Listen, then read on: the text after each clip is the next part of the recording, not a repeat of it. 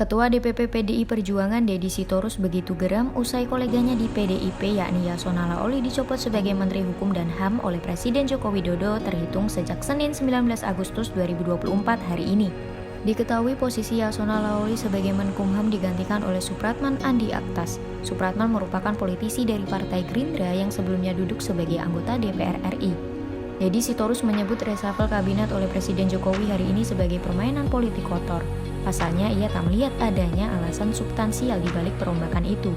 Secara umum, saya melihat Presiden Jokowi sedang bermain politik kotor kekuasaan untuk mengamankan kepentingan dan posisi politik dinastinya. Sebab tidak ada alasan etis, substansial, teknis, birokratis yang bisa menjelaskan reshuffle jelang 2 bulan lengser, ujar Deddy Sitorus dalam keterangannya. Dia bilang Presiden Jokowi justru sedang mempersiapkan diri untuk melawan Prabowo dalam 5 tahun ke depan.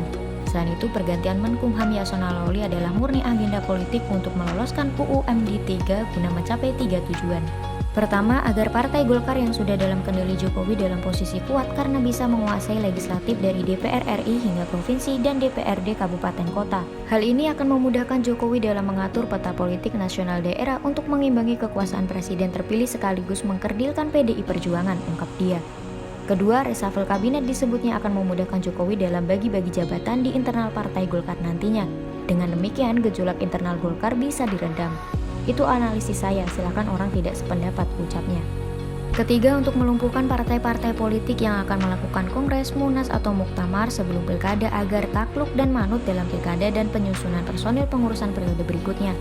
Peran Menkumham sangat penting dalam pengesahan kepengurusan parpol sehingga jika tidak tunduk beresiko tidak bisa ikut pilkada atau tidak disahkan kepengurusannya, bebernya. Sementara soal pergantian Menteri ESDM menurut Deddy adalah murni kepentingan penguasaan konsensi-konsensi tambang dan menundukkan para pemain atau pemilik tambang di kaki dinasti Presiden Jokowi. Hal ini penting untuk pendanaan politik ke depan, menguasai ormas dan oligarki serta memastikan sumber ekonomi ke depan.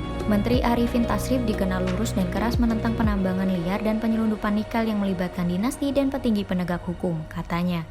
Untuk itu, kata Deddy, reshuffle yang dilakukan Jokowi saat ini untuk triangle political game. Kesimpulan saya, reshuffle ini adalah triangle political game menghadapi Prabowo melumpuhkan PDIP dan menguasai sumber pendanaan politik. Alasan lainnya menurut saya tak lebih dari omong kosong, tambahnya.